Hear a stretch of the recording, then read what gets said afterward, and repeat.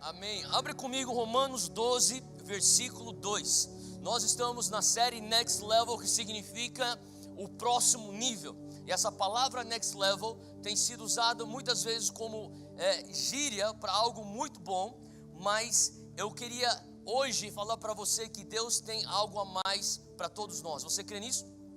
Eu creio que se você... eu creio que existem dois tipos de pessoas nesse salão hoje à tarde. Ou você está aqui porque você é uma pessoa religiosa e você tem que cumprir um rito para aliviar a tua consciência. Ou você está aqui porque você tem fome de Deus e você quer mais dele. Amém? Só existem essas duas opções, a não ser que tenha um adolescente que foi forçado pela mãe e foi arrastado para cá. Existe isso? Eu já lembro dos meus momentos onde eu fui forçado para ir para a igreja. E eu vou forçar meu filho também, até os 18 anos dele.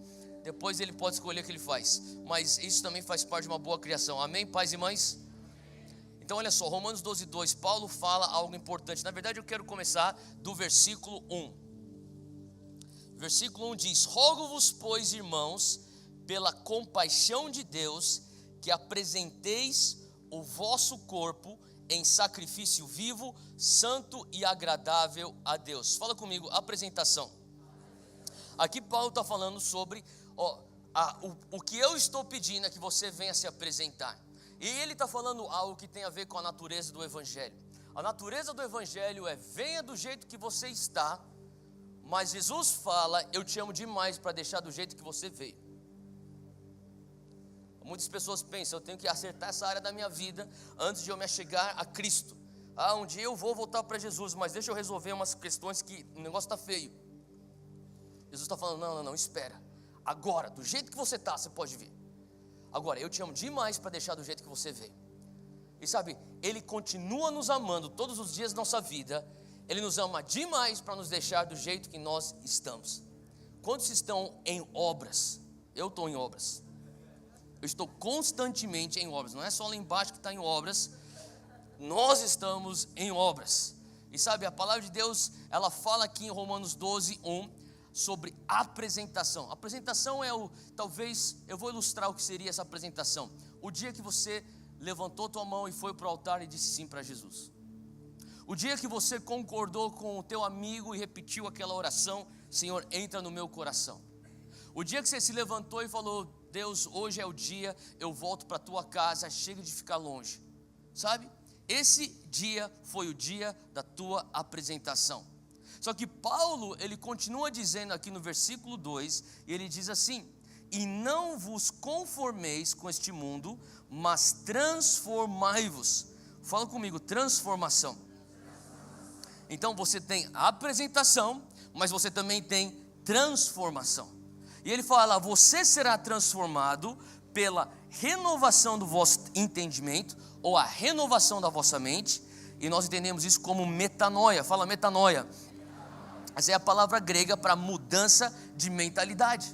Então Paulo está falando: o dia que você se apresentou, você disse sim para Jesus, você foi salvo pela graça mediante a fé. Algo aconteceu no teu espírito. Você é feito de corpo, alma e espírito. Você sabia disso? E agora algo acontece no teu espírito. Você nasceu com o pecado original e agora você é vivificado. E você tem então agora uma nova criatura dentro do teu espírito. Mas quando se entende que você pode viver a tua vida inteira salva sem ter a tua alma transformada? Então Paulo fala: mas a tua transformação virá pela renovação da vossa mente. Porque a tua mente são os teus pensamentos, os teus desejos e as tuas emoções. Então isso responde à pergunta que muitas vezes eu já fiz aqui: você foi salvo? Você está sendo salvo? Ou você será salvo? E a resposta é sim.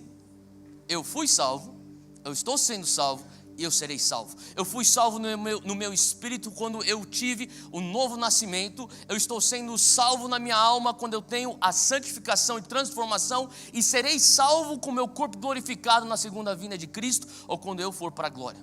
Faz sentido? Então no teu corpo, alma e espírito você está experimentando salvação. E Paulo fala: a transformação vem através da renovação da tua mentalidade. Para quê? Para que vos experimenteis qual seja a boa, olha só o teu texto, qual seja a boa, perfeita e agradável vontade de Deus para vocês. Em outras palavras, a palavra experimenteis no grego original é gnoskis, que significa não simplesmente saber logicamente, não entender racionalmente, significa literalmente você adentrar a uma experiência, incorporar essa experiência, e ele está falando de você incorporar a boa, perfeita e agradável vontade de Deus para mim e para você. Agora, eu não sei se você já parou para pensar nisso, mas se você escutasse que Deus tem a boa, perfeita e agradável vontade de Deus para você, quem concorda que essa vontade de Deus é o melhor de Deus para você? A gente pode até concordar com a nossa lógica, mas muitas vezes com a nossa ação a gente fala: Deus, o Senhor tem uma opinião do que eu tenho que fazer com a minha vida, mas deixa eu falar o que eu acho que eu tenho que fazer com a minha vida. Eu acho que essa aqui é a melhor maneira de eu viver minha vida. Quantas vezes nós somos essas pessoas, não é verdade? E Deus está falando: não, o meu melhor é a boa, perfeita e agradável vontade de Deus. E nós estamos constantemente crescendo para viver essa boa, perfeita e agradável vontade de Deus. É por isso que existe um próximo nível que te leva cada vez mais no centro da boa, perfeita e agradável vontade de Deus.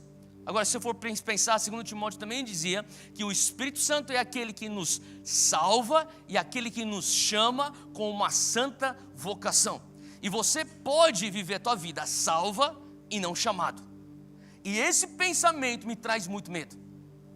Eu não quero viver minha vida só salvo e não chamado. Eu quero ter certeza que eu sou salvo e eu estou vivendo o meu chamado, aquele chamado pelo qual eu fui eleito, que é uma santa vocação. Faz sentido? O Senhor nos chama para isso. 2 Coríntios, abre lá comigo, capítulo 3, versículo 18. É um outro texto aqui que Paulo está falando sobre o nível de glória em que nós estamos. Ele fala no versículo 18: todos nós com o rosto descoberto refletimos como um espelho a glória do Senhor. Ele está falando: você, quando você tem o rosto descoberto, quando você está vulnerável, quando você está sincero, transparente perante o Senhor, você está olhando a glória do Senhor, assim como você está olhando um espelho, e você tem um reflexo da glória de Deus que volta para você. E quando você tem isso, algo acontece no teu coração, é um processo de transformação. Ele diz: nós somos transformados, fala comigo, transformação, de glória em glória. Em outras palavras, você teve uma glória que você foi transformado para alcançar no início desse ano, e quando começarmos 2018, é esperado de mim e de você que nós estejamos em um outro nível de glória. Faz sentido? O andar do cristão é de glória em glória, de glória em glória. Se você entende que o Senhor Deus que nós servimos é um Deus de novidade de vida, Ele sempre tem uma coisa nova para você. Em outras palavras, olha só, eu queria que você abrisse comigo Isaías 43. Isaías 43, versículo 19. O profeta já diz: vejam, fala comigo, veja. Fala comigo, visão. Hoje nós vamos falar sobre visão. E antes de nós entrarmos na mensagem de hoje, deixa eu só falar. Nós estamos falando nessa série Next Level de mentalidades que nos impedem de chegar, ou mentalidades que temos que mudar para alcançar o próximo nível de Deus para nós. Existem mentalidades que nós precisamos mudar para que nós venhamos dar um passo para uma glória maior, para talvez sairmos do âmbito de apenas salvos, para entrarmos no âmbito de salvos e chamados, para nós não ficarmos satisfeitos com a glória de 2015, 2014. Tem uns que estão vivendo a mesma glória de 2012, 2013, 2014, 2015, e não é à toa que teu cristianismo é um tédio. Eu já estou entediado só de pensar em você. Cara, você está falando que você experimenta a mesma coisa em Deus, a tua jornada espiritual é a mesma desde 2012? Boring. Faz sentido o que eu estou falando? Ele está falando assim, veja. Em outras palavras, ele está dando uma visão para nós. Ele fala assim, o profeta diz, veja, em nome de Deus ele está falando, eu estou fazendo uma coisa nova. Fala comigo, uma coisa nova. O nosso Deus, que é um Deus de novidade de vida, Ele fala assim, será que você não consegue ter uma visão daquilo que está acontecendo? Será que você não consegue ter noção? Eu estou fazendo uma coisa nova. Você sabia que Deus está constantemente fazendo coisas novas? Você sabia que a palavra de Deus criou os céus e a terra? Ela ainda não parou de criar as coisas? Que ela até hoje está criando novas realidades? Então, se você tem se nós cristãos um dia que nos queixamos de uma vida espiritual entediada, a culpa não é de Deus, é nossa, porque Ele está fazendo sempre alguma coisa nova. E talvez a deficiência é do nosso lado, que nós não estamos acessando as novidades dele. Faz sentido, gente? Ele está falando, se você simplesmente conseguisse enxergar que eu estou fazendo uma coisa nova, talvez a tua opinião sobre o cristianismo seria diferente. Olha só, ele fala, veja, eu estou fazendo uma coisa nova, essa coisa nova já está surgindo. Sabe, uma coisa tão nova, ele faz coisas tão novas, que constantemente está para acontecer. Para pensar nisso. Sempre tem um lançamento no reino de Deus. Sempre tem uma novidade chegando no reino de Deus. Sempre tem algo inédito acontecendo no reino de Deus. Veja, Deus está falando. Ele está falando de visão. Eu estou fazendo uma coisa nova. Ele está falando assim, será que vocês não a reconhecem? Fala comigo, percepção. Sabe, muitas vezes não é apenas só ter visão, é percepção. Tem coisas que Deus está fazendo que não é só você, Deus, eu quero enxergar. Você tem que começar a perceber. Está tão na cara que você não está nem percebendo. Tem gente que percebe muito mais o diabo e os demônios do que Deus. Você conhece aqueles crentes que tudo é capeta, tudo é demônio, tudo é nova era, tudo é do Satanás? Será que aquele cara me olhou estranho, ele deve ser um satanista? Pelo amor de Deus, cara. Sempre tem um cara infiltrado. Tem algum infiltrado aqui agora? Será que tem um infiltrado aqui? Se você tiver infiltrado, não tem problema, cara. Quem sabe você se converte. Quantas vezes já me ligaram, pastor, assim, Theo, nós estávamos numa roda de um ciclo de oração aqui, e eu quero, não sei, teve uma intercessora aqui que viu que tem um infiltrado, satanista aí na Monte Sião. Falei, caramba, não deve ser a primeira vez. Agora, nós vamos escolher ver o que Deus está fazendo. Veja, eu estou fazendo uma coisa nova. Veja, será que você não consegue perceber? Faz sentido o que eu estou falando? O Senhor está falando sobre visão aqui. Nós falamos semana passada sobre Gideão. Gideão era um cara que ele começou a narrativa como um sobrevivente, uma mentalidade de um jovem que só queria não perder o jogo.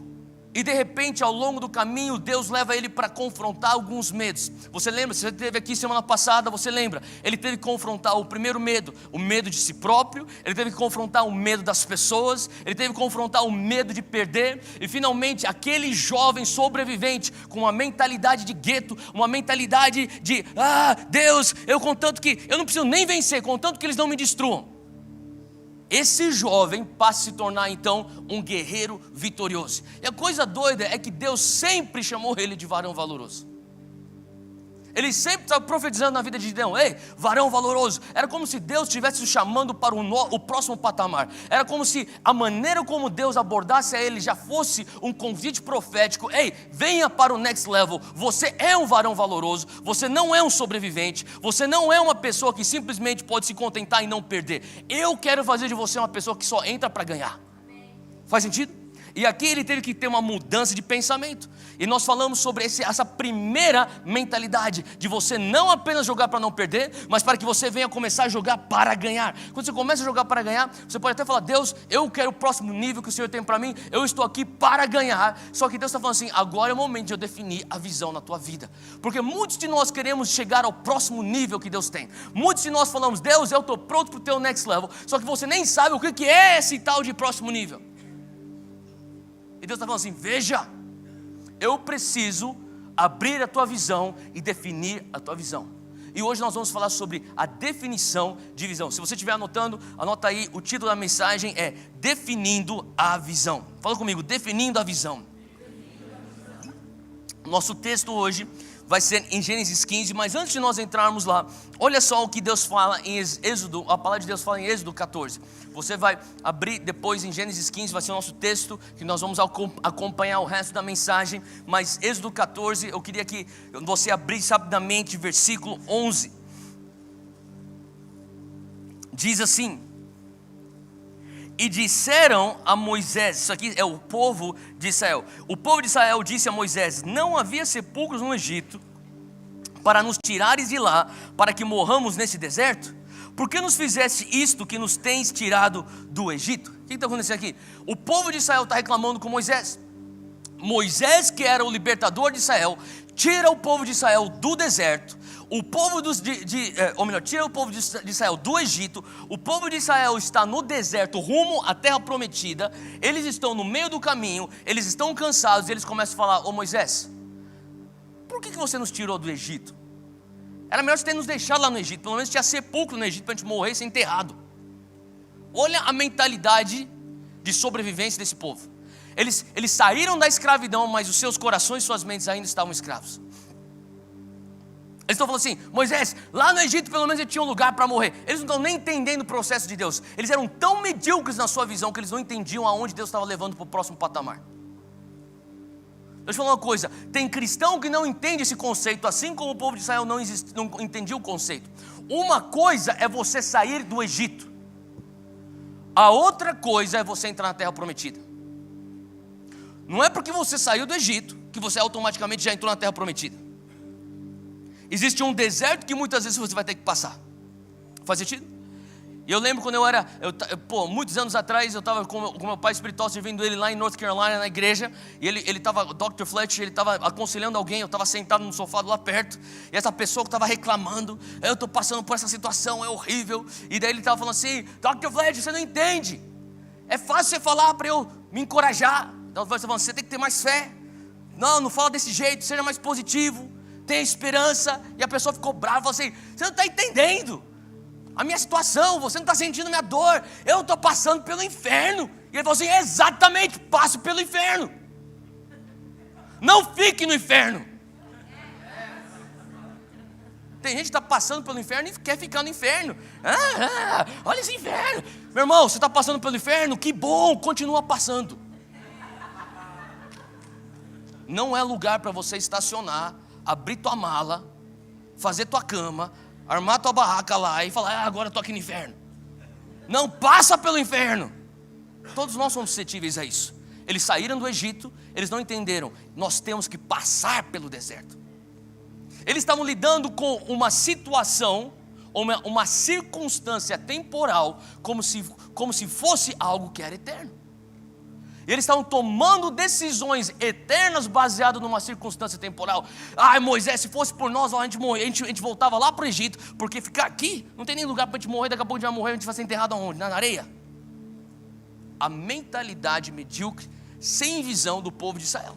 E aqui o Senhor está falando uma coisa que eu comecei a entender. Você vai comigo lá em Gênesis 15. O Senhor está falando com Abrão. Aqui ele não é Abraão ainda, ele é Abrão. E Abrão está numa situação, no capítulo 14, ele acaba de resgatar o seu sobrinho Ló. Seu sobrinho Ló estava refém de alguns exércitos. Ele vai lá com o seu exército, ele consegue resgatar Ló, ele extermina os outros inimigos, e ele acaba exterminando inimigos de um outro rei. E esse rei vem para agradecer Abrão, e Abrão recusa as recompensas desse rei. E ele sente de Deus que ele tem que recusar, e ele volta então, e Deus entra num diálogo com Abrão no versículo 1 do capítulo 15 de Gênesis. Ele diz assim: depois dessas coisas, que coisas? Tudo aquilo que eu acabei de falar que aconteceu no capítulo 14. O Senhor falou a Abrão numa visão. Fala comigo, visão. Fala comigo, Deus pode falar comigo através de uma visão. Tá, você vai entender ao longo do texto que Abrão terá uma visão dentro de uma visão. Deus fala conosco através de visões. É importante, existe algo que Deus tem como um apreço por visões. Olha só, depois dessas coisas o Senhor falou a Abrão numa visão. Primeira coisa que Deus fala: não tenha medo, Abrão, eu sou o seu escudo. Em outras palavras, Abrão estava com medo. Será que aquele exército que eu acabei de exterminar, será que eles vão voltar? Será que eles vão se rearmar? Será que eles viram atrás de mim? Será que eles vão tentar nos matar? Ele está temeroso. Deus e Jesus e Senhor Deus fala para ele: eu sou o seu escudo. Grande será a sua recompensa. Talvez Abrão está pensando: será que eu não deveria ter pego então aquela recompensa que o rei de Sodoma, o rei de Salém queriam me oferecer no capítulo 14? Eu neguei, porque eu falei: eu não quero nem pegar nenhum só cadarço de vocês, para vocês num dia não falarem: nós fizemos Abrão ricos. Você lembra desse texto? Então Abrão está questionando. Tem um texto, uma versão que diz que Deus fala: eu sou, ou eu serei a sua recompensa. E Deus está falando: Abrão, não tema, eu sou teu escudo, eu serei sua recompensa. Versículo 2, Abrão perguntou: ó soberano Senhor, que me darás se continuo sem filhos e o herdeiro que possua Eliezer de Damasco? E acrescentou: tu não me deste filho algum, o Senhor da minha casa será o meu herdeiro. Então o Senhor deu-lhe a seguinte resposta: seu herdeiro não será esse, um filho gerado por você mesmo será o seu herdeiro. E levando-o para fora da tenda, disse-lhe: olhe para o céu e conte as estrelas, se é que pode contá-las. E prosseguiu: assim será a sua descendência. Abrão creu no Senhor, e isso lhe foi creditado como justiça. Então acontecendo aqui Abrão, ele está tendo essa visão e Deus fala com ele, e a primeira coisa que Deus fala é: não tenha o quê? Medo. Por que ele fala não tenha medo? Porque quando Deus está querendo trazer algo sobrenatural para nós, Ele vai primeiramente bloquear medo, dúvida e incredulidade. Você sabia que o medo, a dúvida e a incredulidade podem impedir os milagres do Senhor na tua vida? Sabe, nós enxergamos e entendemos esse mundo que é preso no tempo, que é preso no espaço, como um mundo de 3 dimensões. Existe um mundo espiritual que é muito mais real que o mundo físico. Como que nós sabemos que ele é mais real que o mundo físico? Porque o mundo espiritual existia antes do mundo físico, e o mundo físico veio como consequência daquilo que foi ditado no espiritual. E muitas pessoas dizem que o mundo espiritual, eles deram, na verdade teve o Paul Young-cho, que é um pastor coreano muito conhecido, talvez um dos maiores pastores aí desse último século. Ele escreveu um livro clássico chamado A Quarta Dimensão, onde ele explica o mundo espiritual e a declaração de fé que acontece no mundo espiritual, que altera as consequências, manifestações do mundo físico. Se você quiser, compre esse livro, A Quarta Dimensão, de Paul Young-cho. Basicamente, muitas pessoas se referem ao mundo espiritual como a quarta dimensão. Em outras palavras, a quarta dimensão, ela vem com o miraculoso, quando o miraculoso, ou o mundo espiritual, sobrepuja o mundo tridimensional ou o mundo físico. Por exemplo, você lembra daquela situação ou aquela circunstância onde Pedro anda sobre as águas? Ele está andando sobre águas que eram físicas, eram águas que molhavam o seu pé. Ele estava diante de uma situação onde tinha vento, e o vento era físico, ele sentia. Ele estava na madrugada, que era um tempo, no meio da madrugada, mas ele está andando sobre as águas. Como que acontece isso? Acontece quando o mundo espiritual vem sobre o mundo físico. E o que tirou Paulo, ou melhor, tirou Pedro daquele estado de sobrenatural? Foi quando ele teve medo. Você lembra quantas vezes Jesus, quando ele estava operando milagres, ele bloqueava, ele limpava toda a atmosfera de medo? Aquela vez que Jesus está curando sem querer aquela mulher com fluxo de sangue, você lembra disso? A multidão apertava nele, e a mulher estava com 12 anos com fluxo de sangue. A mulher veio e tocou nas vestes de Jesus, ele sente virtude saindo, ele para e fala: quem me tocou? Pedro fala: mestre, todo mundo está te apertando. Ele fala assim: não, alguém me tocou, saiu virtude de mim. E quando ele vira para o redor, ele encontra aquela mulher. Quando ele finalmente termina de ministrar a menina, a mulher, vem então servos de Jairo. Sabia que Jesus não estava nem pensando em curar aquela menina? Jesus estava indo para a casa de Jairo curar a filha de Jairo. A caminho, aquela mulher recebeu a cura dela. E naquele momento, os servos de Jairo falam: Jairo, não incomodes mais o mestre, a tua filha infelizmente já faleceu, tarde demais. E Jesus olha para Jairo e fala: Jairo, não tem mais. Qual que é a próxima coisa que ele fala? Ele fala assim: todo mundo que está falando negativamente, todo mundo que está fomentando essa atmosfera de medo, todo mundo que está aqui contribuindo para uma atmosfera de incredulidade, vocês são proibidos de me seguir. Vem você, Jairo, comigo, Pedro, Tiago e João, vamos nós para a casa de Jairo. O que ele está falando? Ele está blindando o Jairo de medo. Faz sentido? Ele chega na casa de Jairo, tem pessoas chorando lá no quintal, lá na frente, e eles estão falando: ela morreu. E daí Jesus fala assim: ela não morreu, ela está só dormindo. Eles caçoam de Jesus. Jesus fala assim: o que ele fala para as pessoas? Sai daqui, vai todo mundo embora. A gente pensa que Jesus era muito educadinho. Deixa eu te falar, Jesus, mais do que educado, ele era focado. Tem muitos de vocês que não estão cumprindo o teu chamado porque você está educado demais. Tem que ser mais focado. Porque a tua educação não é oriundo de um coração bom, é oriundo de um medo de homens. Mas aqui é outra pregação. E Jairo, junto com Jesus, eles entram para aquela casa, uma casa cuja atmosfera está completamente livre de medo, livre de incredulidade, e lá ele faz o milagre. Todo momento que Deus quer fazer um milagre, todo momento que Deus quer vir com o sobrenatural, Ele vai blindar a atmosfera de medo, incredulidade e dúvida, porque é justamente essas 3 coisas que podem impedir o milagre de Deus. E aqui ele está numa situação onde ele recebe então esse chamado do Senhor. E Deus fala com ele: olha só, não tenha medo, eu quero trazer para você uma notícia. Eu sou o teu escudo, eu sou a tua porção. E daí Abraão fala assim: Deus, já que a gente está falando sobre isso, deixa eu aproveitar a situação e falar assim: o que adianta o Senhor, ele não fala isso, mas estou parafraseando, o que adianta o Senhor me dar proteção, se me recompensa, se aquilo que eu mais preciso o Senhor não me dá, que é um herdeiro? Fala assim: olha só, o Senhor me promete um herdeiro, agora se eu morrer hoje, quem vai herdar tudo que eu tenho é o meu servo Eliezer. E o servo Eliezer talvez fosse o chefe de todos os seus funcionários. E ele fala assim: ele é um cara bom, mas só que ele não é o meu filho. E Deus fala para ele: não, você vai ter um herdeiro, não será Eliezer, será um filho que virá do teu próprio corpo. Faz sentido? E aqui o Senhor fala assim: vem comigo. E ele tira daquele lugar e leva-o para uma outra visão. Agora nós estamos falando aqui sobre definindo a visão. Fala comigo: definindo a visão. E uma coisa que a gente tem que entender, o primeiro ponto é: para você definir a visão de Deus na tua vida, você precisa se posicionar para receber a visão.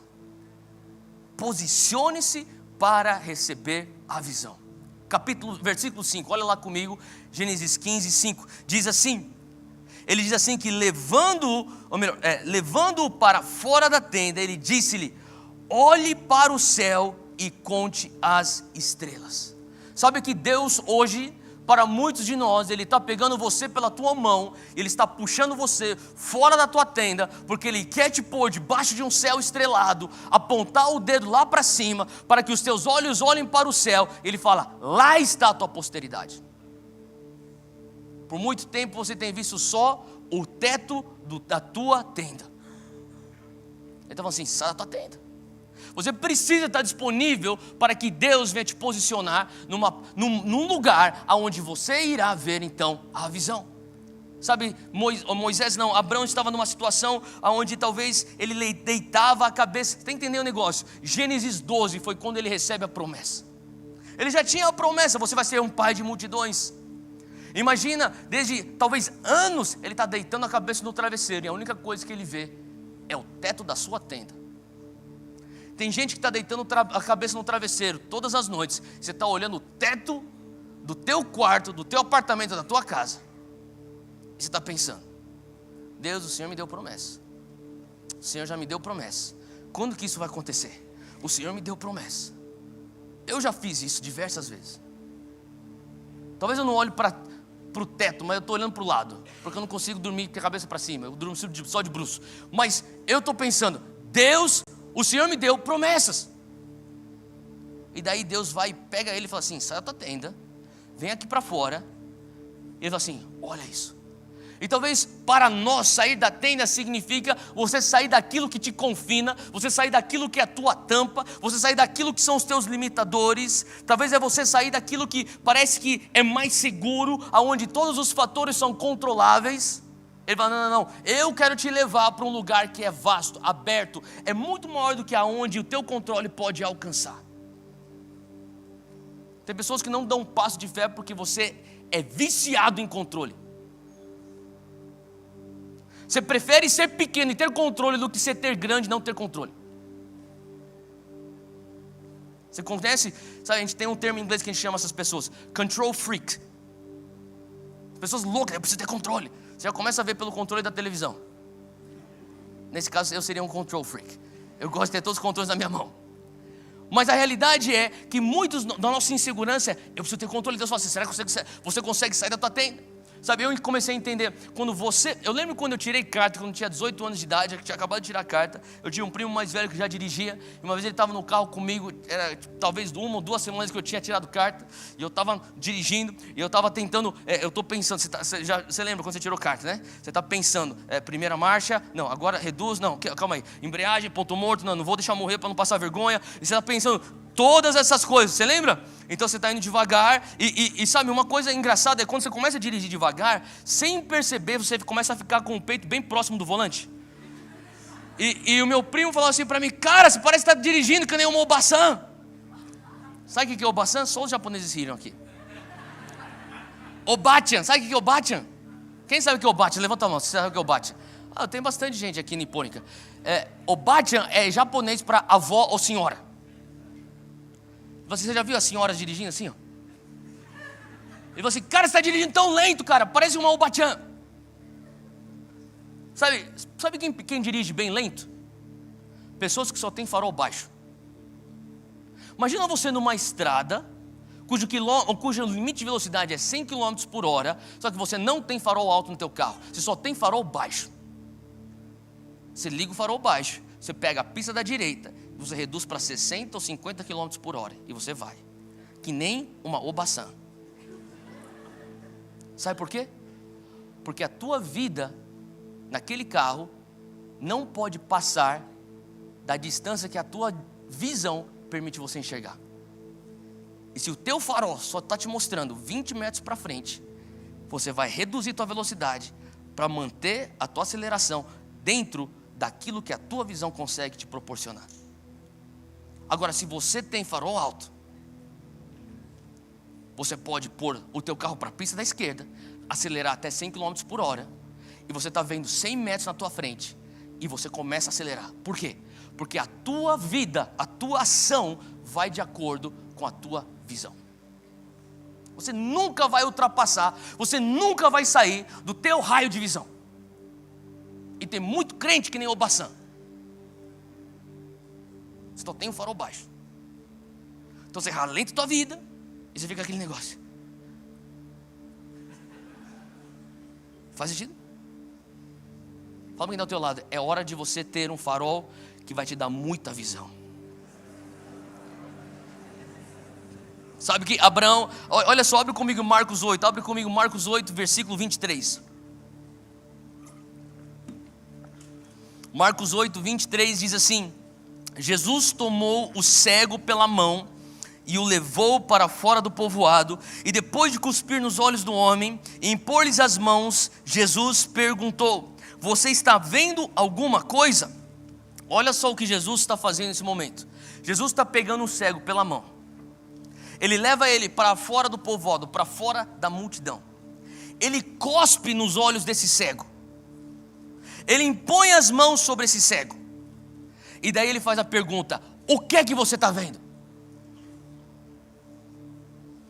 Faz que nem Jesus, pega a mão da pessoa que está ao teu lado, não vai cuspir nos olhos dela, olha para ela e pergunta: o que é que você está vendo? Deixa eu falar para você o que o cego respondeu. Olha só que interessante a resposta do cego. O cego levantou os olhos e disse: eu vejo pessoas, elas parecem árvores andando. Em outras palavras, o cego, ele falou assim: ó, Jesus, o Senhor já me pegou pela mão, o Senhor já me tirou de onde eu estava, o Senhor já cuspiu nos meus olhos, o Senhor impôs as mãos sobre mim, o Senhor já me curou e está perguntando: o que é que eu estou vendo? Eu estou vendo pessoas, mas acho que não são pessoas, são árvores, mas as árvores andam como pessoas. Então será que são árvores que são pessoas ou há pessoas que são árvores? Ele estava confuso. Deixa eu falar, tem muita gente, muito crente que está que nem aquele cego, está confuso. Você está falando assim: eu nem sei o que eu estou fazendo nessa igreja. Eu estou aqui, eu estou olhando para frente, eu nem sei o que é meu destino. Eu nem sei que tipo de Deus que eu sirvo. Eu acho que eu sirvo um Deus bom, mas às vezes eu acho que Ele é ruim. Eu acho que Deus tem um futuro, mas acho que às vezes Ele se esqueceu de mim. Conhece crente assim? Cara, o que mais que você quer? Jesus já pegou você pela tua mão. Ele já cuspiu nos teus olhos. Ele já impôs as mãos sobre você. Ele está só perguntando: e agora, o que você está vendo? Está na hora de você começar a focar a tua visão. Fala para quem está lá: foca a tua visão. Não mais, eu não sei o que eu estou vendo, se são árvores ou se são homens. Não mais isso. É momento de você focar a tua visão. Se eu viesse para você e perguntasse: qual é a tua visão acerca do teu crescimento espiritual? Ah, eu não sei, eu só sei que eu não sei. Tem gente, se eu pergunto para você: o que você está fazendo aqui na igreja? Ah, estou vindo para a igreja, eu sou evangélico.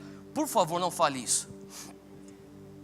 Cara, eu estou vindo aqui porque Deus tem um chamado na minha vida, e eu sei que aqui eu estou sendo equipado, eu estou sendo afiado, eu estou entendendo melhor aquilo que os recursos, os meios que eu preciso para cumprir, e não viver só salvo, mas viver chamado, porque eu estava numa glória no passado, mas estou indo de glória em glória. Eu não estou mais apenas só salvo, eu estou passando por um processo de transformação, a minha mente é renovada constantemente. Faz sentido? A pessoa está focada. A pessoa não está enxergando árvore ou homem, não sabe se é árvore ou homem. Qual que é a tua visão acerca da tua família? Sabe, eu e Júlia, nós estamos esperando nosso segundo filho, daqui a pouco deve chegar. Não daqui a pouco, mas alguns meses. E... tá chegando. Mas, sabe, nós estamos já orando, Deus, qual que é a tua visão acerca desse próximo filho?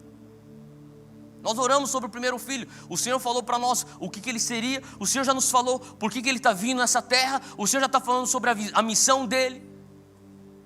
É importante, eu falo para jovens casais, sabe, você tem que começar, você acabou de casar, você está para casar, começa a orar a Deus, qual que é a tua visão acerca da nossa família? Quantos filhos que o Senhor quer que nós tenhamos? A pessoa fala, olha quanto você está fazendo para você decidir. Não, então quer dizer que Mamon tem a palavra final na tua casa. Você pergunta a Deus, quantos filhos eu tenho que ter? 2, Deus vai prover para 2. 3, Ele vai prover para 3. Meia dúzia, Ele vai prover para meia dúzia. Amém?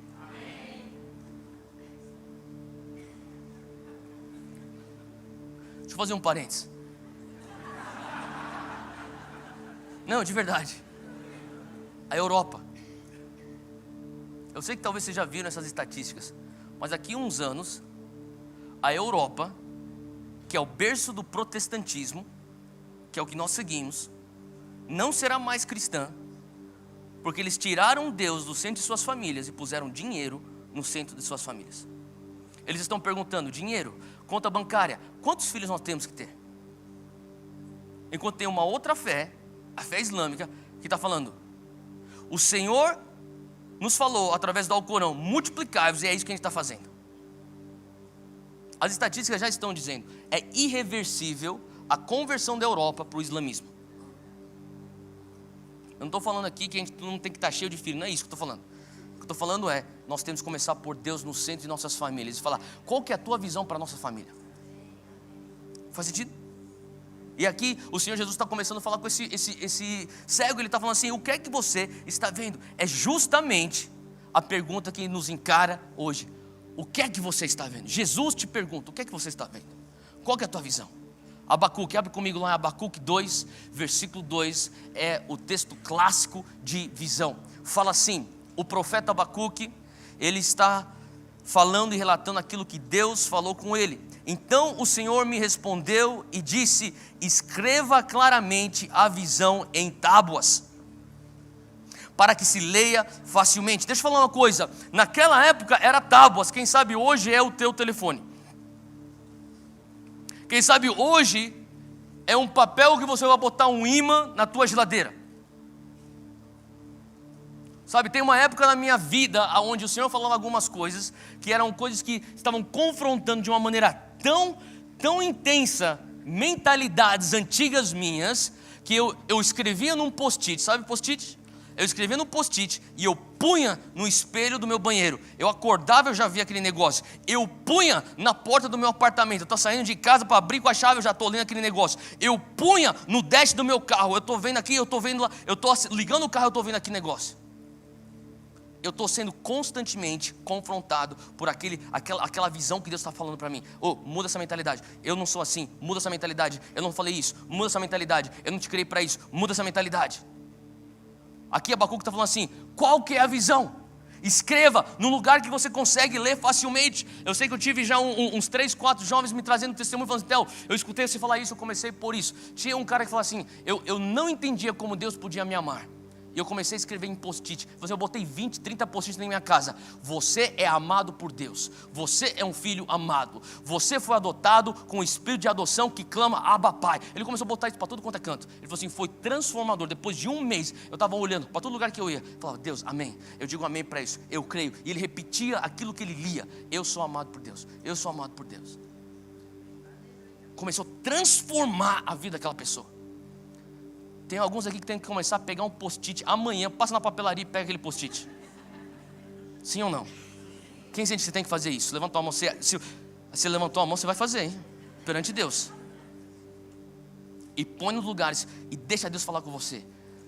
Assim que Abacuque está falando, o Senhor respondeu para ele e disse, escreva. É isso que Deus fala para Abacuque. Escreva claramente, fala comigo claramente. Fala comigo, definido.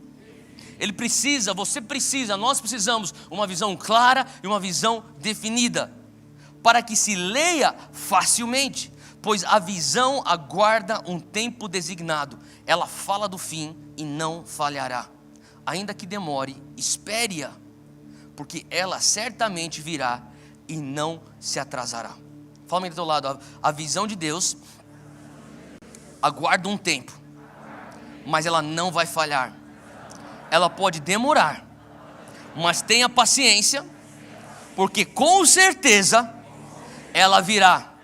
Ela não vai se atrasar. Se estiver anotando, anota esse negócio aqui que eu vou falar. Promessas acompanhadas de uma visão clara ativa a fé. Para pensar. Abrão já tinha uma promessa, Gênesis 12. E olha só como Deus é tão bom. O Senhor sabe, muitos de nós estamos correndo com apenas uma promessa na mão. Tem alguns de nós que estamos correndo há talvez alguns anos, só com uma palavra, uma promessa de Deus na mão. Eu estou falando aqui para você, eu vou profetizar na tua vida, que você está chegando no momento onde Deus vai nos encontrar com visões. Sabe o que é visão? É quando Deus pega a cortina e abre a cortina, e você vê então um destino, e Ele fecha então a cortina, e você fala, Deus! Ele fala assim, você já viu, agora corre atrás. Faz sentido?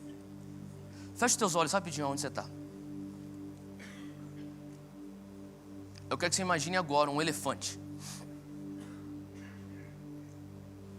Agora imagine esse elefante rosa. Abre os olhos. Quem viu? Você teve uma visão. Não, você está falando sério? Estou falando sério. Quantas vezes você estava em oração? Deus, eu tenho essa promessa, e de repente vem um flash. O que foi? Foi Deus pegando uma cortina, Ele abriu e falou assim, olha isso, olhou, fechou. E agora Deus? Agora corre com fé. Faz sentido? Sabe por quê? Para muitos de nós não é só uma promessa. Alguns de nós somos casca grossa. A gente fala, não, eu não preciso de visão, me dá só uma promessa. Eu vou até o final, só uma promessa. E glória a Deus. Mas tem uns aqui que estão já cansados, porque você está correndo só numa promessa. E Deus está falando assim, eu te darei uma visão. Sabe por quê? Porque quando Abrão ele sai da tenda, ele olha, ele já tinha uma promessa. Tanto é que ele confronta Deus acerca da promessa. Ele fala, Deus, tá bom, o Senhor fala que o Senhor vai ser meu escudo, o Senhor fala que o Senhor é minha porção, mas Deus, e aquilo que eu realmente preciso? E aquilo que o Senhor já prometeu para mim lá atrás, e até agora não cumpriu? Eliezer vai ser meu herdeiro? O Senhor falou que eu ia ter um herdeiro? E Deus fala, calma, Abrão, fica tranquilo, você vai ter um herdeiro, não é Eliezer, ele virá do teu próprio sangue. Vamos fazer o seguinte, Abrão, dá aqui tua mão, sai da tua tenda. Ele tira Abrão da tenda dele e fala assim, deixa eu te dar uma visão, olha para cima, está vendo aquelas estrelas? Assim será a tua posteridade. O que está acontecendo? Abrão, ele sai da tenda carregando uma promessa. Quando ele tem a visão, ele tem a colisão de uma promessa com a visão igual a fé ativada. Faz sentido? E agora o coração dele está pegando fogo. O coração dele, a fé dele foi ativada. E daí o versículo 6 nos leva para o segundo ponto. Fala comigo, deposite fé na visão. Versículo 6 diz que Abrão creu no Senhor. Por que Abrão creu no Senhor? Porque antes ele tinha só uma promessa, e depois que ele pega a promessa junto com uma visão, a fé dele é tão ativada que ele simplesmente fala, eu creio. Se você for analisar isso, olha só o que a palavra de Deus diz no 6, Abrão creu no Senhor e isso lhe foi creditado como justiça. Deus olha para Abrão e fala assim, Abrão, será que você está crendo? Estou crendo. Tão fácil assim? Fácil. Você é um justo. Você é um homem justo, Abrão. Uau, Abrão, você me impressiona. Que homem justo que você é. Por quê? Ele simplesmente creu. Se você for analisar a palavra original dessa palavra, Abrão creu, é o hebraico, fala comigo, Alman, falei errado a primeira vez, Alman, que significa amém. Quando você fala amém, você fala assim, seja feito assim como o Senhor falou, não é verdade? Seja feito de acordo com a tua vontade. Agora uma outra conotação de Alman, significa uma criança nos braços ou no colo de sua mãe recém-amamentada, que traz um significado completamente novo para Salmo 131, versículo 2. Abre comigo aí, Salmo 131, versículo 2. O salmista fala algo forte. Ele diz assim em Salmo 131, versículo 2: de fato eu acalmei e tranquilizei a minha alma. Eu sou como uma criança recém-amamentada por sua mãe, e a minha alma é como essa criança. Salmo 131, versículo 2, define o significado de alma, de simplesmente Abrão creu. O que está acontecendo no mundo espiritual quando Abrão olha as estrelas e ele fala, eu creio? Ele está falando assim, eu me posiciono como uma criança recém-amamentada, eu me jogo nos braços do meu pai. Faz sentido? Eu lembro a primeira vez que eu segurei o Zé nos meus braços. Eu estava no hospital, sentado numa poltrona, a enfermeira vem e ela me dá o Zé nas mãos e eu seguro ele. Quantos são pais aqui? Homens, pais. Tá. Quantos que vocês lembram a primeira vez que você segurou o teu primeiro filho no teu colo? Você lembra disso? Eu lembro dos pensamentos que passaram na minha cabeça. Eu pensava, não vai deixar ele cair. Se você deixar ele cair, você é o péssimo pai. Eu ficava pensando nisso. E daí o que eu fazia? Ficava assim, tenso. Como se ele fosse pesado assim. Ele não era nem tão pesado assim. Eu fiquei com ele, a enfermeira falou, você tem 20 minutos. Eu fiquei os 20 minutos pensando, não deixa cair. Não deixa cair, não deixa cair. E os 20 minutos eu ficava falando assim, fica tranquilo que eu não vou te deixar cair. Não deixa cair, cara. E eu estou tendo esse diálogo interno comigo. Agora, eu estou passando por um estresse com ele pela primeira vez no meu colo. Uma coisa é certa, ele não está olhando para mim falando assim, ô pai, não vai me deixar cair, hein? Ele não estava pensando. Ele está capotado, na verdade.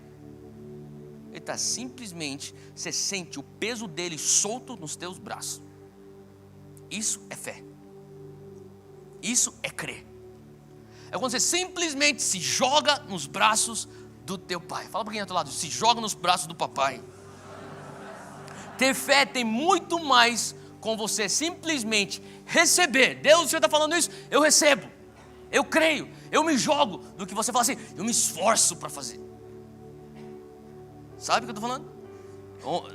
3 ou 4 semanas atrás, eu estava no Havaí sofrendo por Jesus, carregando minha cruz, e eu estava dando aula lá na Universidade das Nações, da Jocum.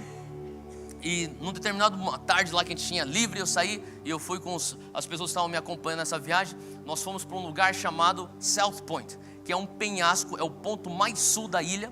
E tem um penhasco de onde as pessoas pulam, mais ou menos uns 15 a 20 metros de altura, e você cai para dentro do mar. E eu lembro a primeira vez que eu pulei, foi mais ou menos uns 15, 16 anos atrás, quando eu estava fazendo o meu treinamento lá para missões.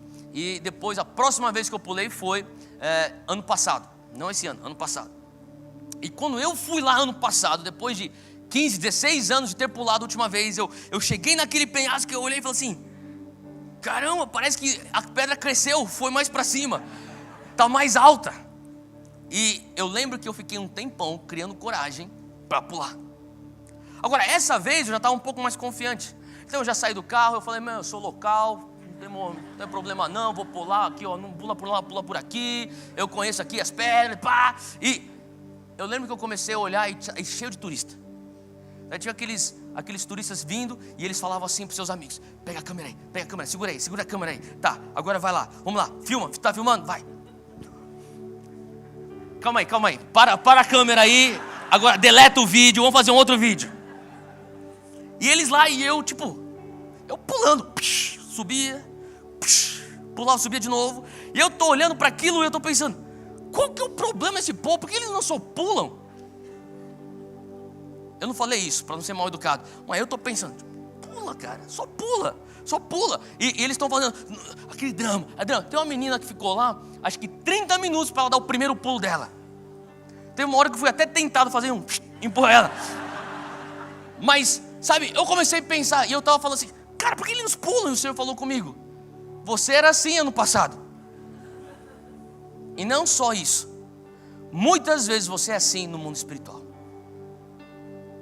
E eu comecei a imaginar quantas vezes a gente está no precipício de algo que Deus falou. Eu tenho isso para você, e você sabe que você tem que pular. Só que Deus está falando assim: se você crer, você pula. E você está, não. Você está ensaiando, não. E os anjos estão falando: por que você não pula? Pula, amor, pula. Já parou para pensar quantas vezes os anjos estão pensando: qual que é o problema desse cara? Ele não pula? Será que ele não sabe o Deus que ele serve? A gente enxerga esse Deus todo dia, a gente fala: santo, santo, santo, santo. Cara, ele não serve qualquer Deus não, ele serve o Deus Altíssimo. Pula. Se ele falou, se ele prometeu, a promessa é promessa. Faz sentido? João 20, 22, abre comigo aí. Isso aqui é o Senhor Jesus falando sobre o Espírito Santo. Ele fala isso em João 20, 22, que com isso ele soprou sobre eles e disse: receba o Espírito Santo. Fala comigo, receba. Ele não falou assim: você tem que clamar, gritar, fazer mais. Tem momentos que você tem que jejuar, você vai ter que orar. Mas tem alguns momentos que o Senhor vai falar assim: agora acabou, receba. Amém? Fala do outro lado, receba. Lucas 18, 42. Jesus lhe disse: receba a visão, a tua fé te curou. Mais uma vez, Jesus vai vir para você. Tem umas vezes que Ele vai falar para você: você vai ter que fazer isso, isso. Mas tem alguns momentos na tua vida onde Ele já falou o que Ele vai fazer, onde Ele já te deu a visão, Ele já ativou a tua fé. E a única coisa que você precisa fazer é receber. Receba a tua cura, receba vida, receba esperança, receba hoje o Espírito Santo, receba hoje o teu milagre, receba a paz. Amém? Tem algumas coisas no... Meu pai na fé, ele falava para mim, Dr. Flash falava para mim: Theo, presta atenção, anota tudo que eu estou falando, mas sim, tem que entender uma coisa. Tem umas coisas no reino que você não aprende, você pega. Faz sentido?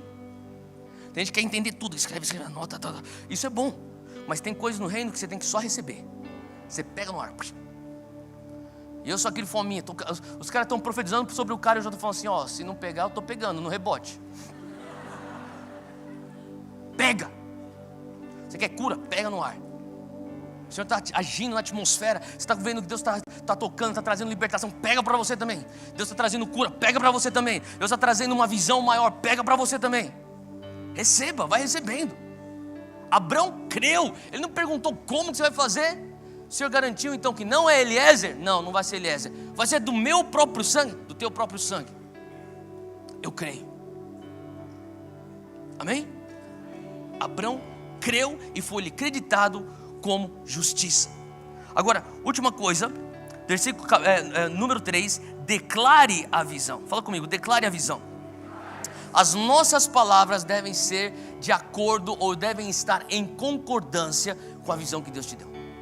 Deus está dando visões. Ou melhor, vamos lá, vamos para trás. Primeiro ponto, você tem que se posicionar para receber a visão. Sai da tua tenda, sai do teu limitador, sai da tua zona de conforto, sai debaixo da tua tampa, dá um passo para o desconhecido, dá um passo de fé, se posicione num lugar onde é amplo, onde você não tem controle das coisas. Ele te mostra então o céu estrelado. Aquilo é uma visão que vai aliado à promessa que você já vem carregando. Juntos existe uma colisão que tem então uma ativação da tua fé. O momento que a tua fé é ativada, você fala: eu recebo.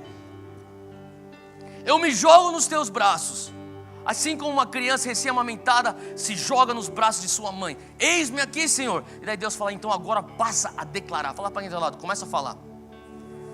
Você tem que começar a falar de acordo com a tua visão. Provérbios 18, 21 diz assim que a morte e a vida estão na ponta da língua.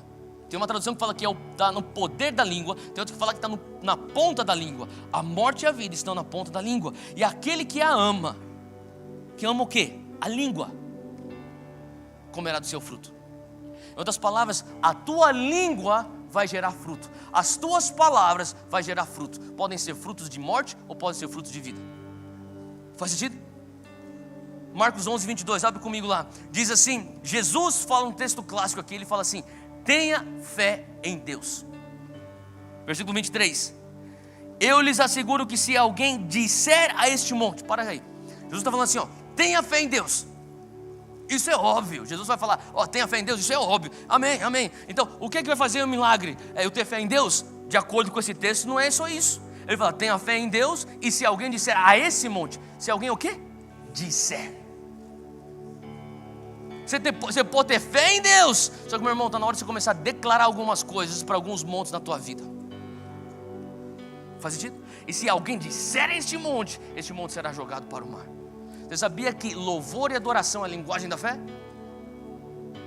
É por isso que hoje, quando você entrou aqui, talvez você estava um pouco depressivo, talvez você estava um pouco frustrado, talvez você estava um pouco negativo ou negativista, um pessimismo no teu coração, e você entrou aqui, quando começou o louvor e adoração, aquele negócio começou a mexer dentro de você. Quem já teve essa experiência?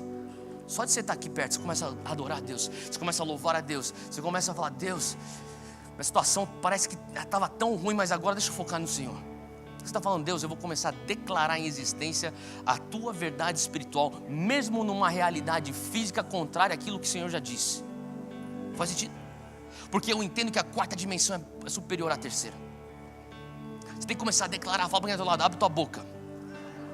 Olha só, Romanos 4:20, abre lá comigo, Romanos 4:20, eu estou indo rápido porque nosso tempo já estourou, mas Romanos 4:20 fala do próprio Abraão. A palavra de Deus, apóstolo Paulo diz sobre Abraão, que mesmo assim, Abraão não duvidou, ele não foi incrédulo em relação à promessa de Deus.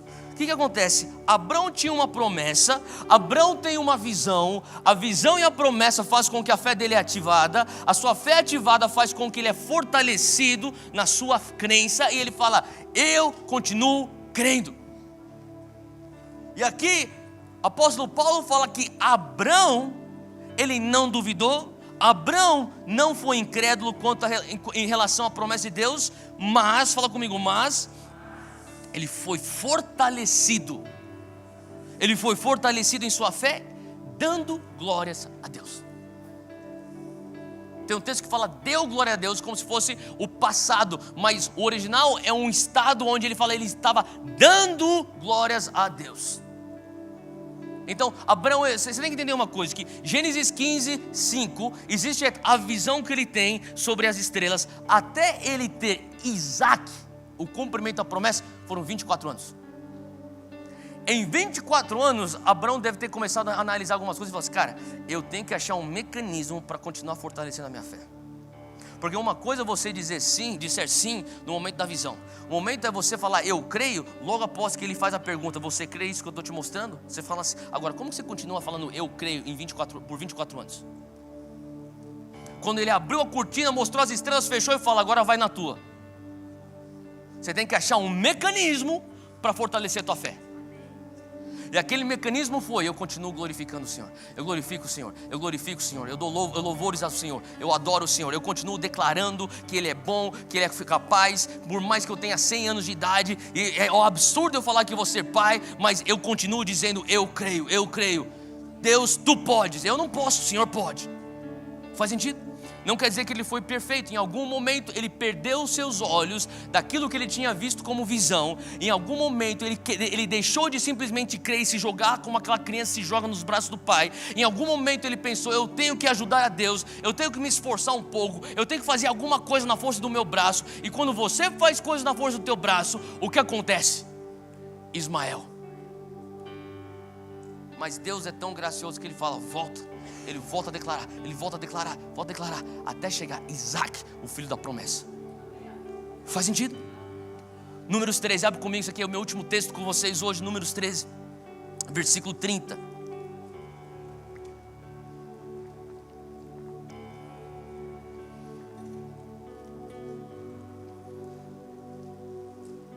Sabe, a dúvida, enquanto você está abrindo aí Números 13, 30, a dúvida, presta atenção, a dúvida vai embaçar a tua visão.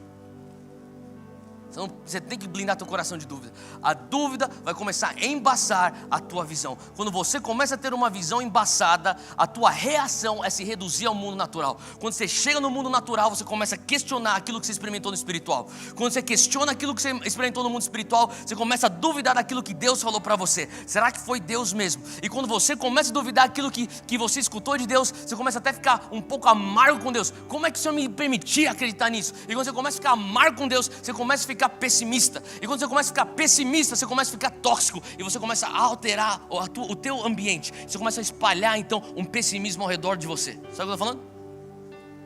Sabe qual que foi essa atitude?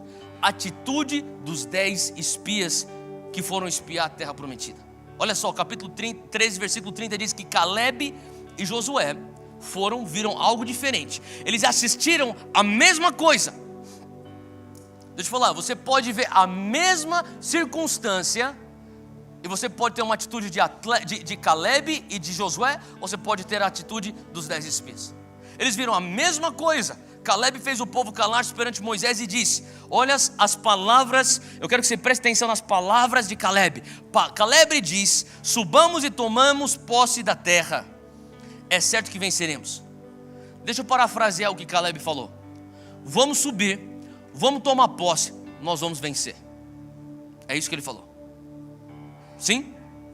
Bem simples. Versículo 31. Mas os 10 homens, os outros espias que tinham ido com ele, disseram: olha o relatório dos outros espias. Não podemos atacar aquele povo, é mais forte do que nós. E espalharam entre os israelitas um relatório negativo acerca daquela terra. Os países começaram a se tornarem tóxicos. Atitude tóxica começou a permear, começou a se espalhar um pessimismo em Israel. Versículo 32. A terra para a qual fomos em missão de reconhecimento devora os que nela vivem. Todos os que vimos são de grande estatura. Vimos também os gigantes, vimos também os descendentes de Enaque, diante de quem parecíamos gafanhotos e nós ia a eles. Caleb simplesmente falou assim: vamos subir, vamos dominar, vamos vencer. Os outros começaram a falar: não, vamos com calma. Vamos analisar essa situação. Existem gigantes lá. Se você começar a ver, lá pelo sul da terra também tem mais gigantes. São descendentes de Anak. E eles não são só descendentes de Anak. Tem aqui também, aqui também eles são guerreiros poderosos aqui no norte. Eles já tinham toda uma consultoria muito mais respaldada daquilo que a consultoria o relatório de Caleb. Vamos subir, vamos vencer. É nosso. Às vezes você começa a analisar demais, você já perdeu a tua fé. Faz sentido? Deus mostrou, falou assim: amém, a gente vai subir, a gente vai tomar, é nosso. E olha só, as palavras de Caleb em contraste com as palavras dos 10 espias. Números 14, 23, abre lá comigo. Isso aqui é Deus falando para eles. Dize-lhes: assim diz o Senhor, assim como eu vivo, diz o Senhor que, como, o quê? Fala comigo, falastes. Como falastes aos meus ouvidos, assim farei a vós outros. O que Deus está falando? Eu sou o Senhor Deus vivo. Eu vou decidir aqui o que vai acontecer. O que você falou aos meus ouvidos acontece com você. Simples. Em outras palavras, Caleb, ele toma então como fruto daquilo que ele falou. E os outros 10 espias tomam como fruto daquilo que eles falaram. O que é que você está declarando sobre a tua vida? Morte ou vida? Conquista ou derrota? A visão vai se cumprir ou a visão não vai se cumprir? Faz sentido o que eu estou falando? Fica de pé onde você está, eu quero orar com você. Deus está querendo nos levar para um próximo nível. Deus está querendo nos levar para o next level. Fala para a pessoa do teu lado: Deus vai te levar para o next level. É momento de você definir tua visão. Eu não sei se você está no momento agora onde talvez você precisa sair da tua tenda. Alguns de vocês precisam falar assim: Deus está falando assim, está te pegando pela tua mão hoje. Ele está tirando você da tua tenda. Ele quer te mostrar um céu estrelado. Ele quer começar a mostrar um lugar onde não existe limitadores. Eu não sei se você está no momento onde o Senhor está falando assim: eu estou mostrando isso para você, simplesmente creia. Faz sentido? Creia. E talvez você está falando assim: eu já saí da minha tenda, eu já recebi a visão, eu creio. Mas eu estou no momento na minha vida onde eu entendo que as minhas palavras não estão de acordo, em concordância com a visão de Deus.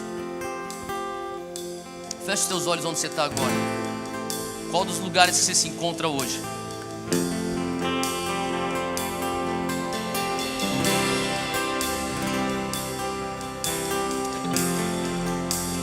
Abre tua boca onde você está e começa a falar com o Senhor. Deus, hoje eu saio da minha tenda. Deus, hoje eu simplesmente me jogo nos teus braços. Deus, hoje eu simplesmente, Pai,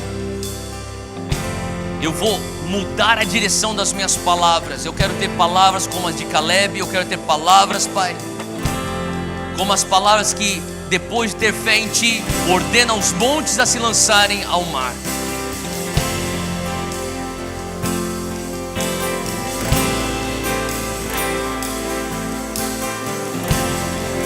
Põe tua mão no teu coração.